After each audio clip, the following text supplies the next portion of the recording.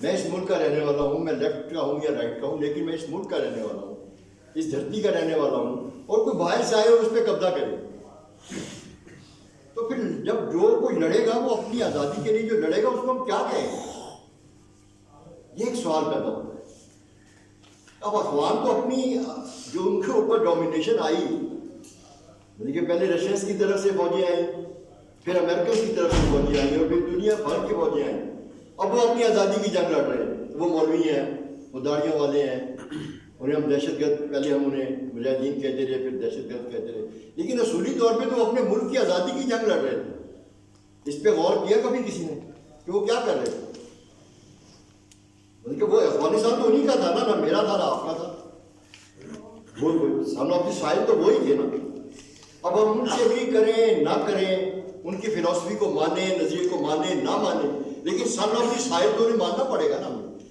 اس تو آئرلینڈ میں بہت پہلے، بہت کارل مارکس کی زندگی میں آئرلینڈ میں آزادی کی ایک تحریک تھی، تو اس میں بھی یہ سوال کھڑا ہو گیا تھا کہ آئرش لوگ جو تھے وہ کوئی ریولوشن کے لیے آزادی جنگ نہیں کر رہے تھے، وہ اپنی آزادی کے لیے جنگ کر رہے تھے۔ تو کارل مارکس نے انہیں سپورٹ کیا، نے کہا سن آف دی سائل میں انہیں حق حاصل ہے کہ وہ اپنی آزادی کی جنگ لڑیں۔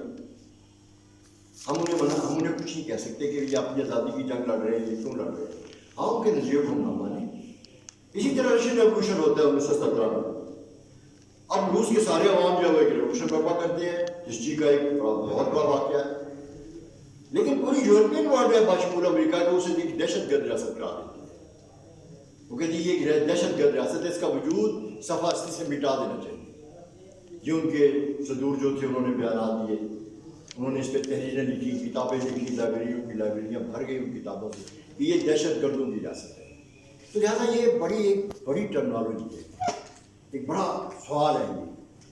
اب اس کا حل کیا ہے؟ یہ سارے سوالات کا جواب ابھی فیض صاحب نے ایک بات کی کہ پارٹیوں کے اندر جمہوریت کا ہونا۔ اب یہ جو کچھ بھی ہوتا ہے مطلب اس کا مطلب ہے جن ممالک نے جمہوریت کی داغ بیل ڈالی، جہاں سے جمہوریت پنپی، ان ممالک کی پارٹیوں میں ڈیموکریسی نہیں ہے۔ یہ بات میں تو ماننے کے لیے تیار ہوں۔ شاید ابھی کو اور دوست اس پہ بحث کرنا چاہیں کہ نہیں ڈیموکریسی وہاں ہے۔ ہمارے ساتھ انڈیا ہے دنیا کی سب سے بڑی ڈیموکریسی۔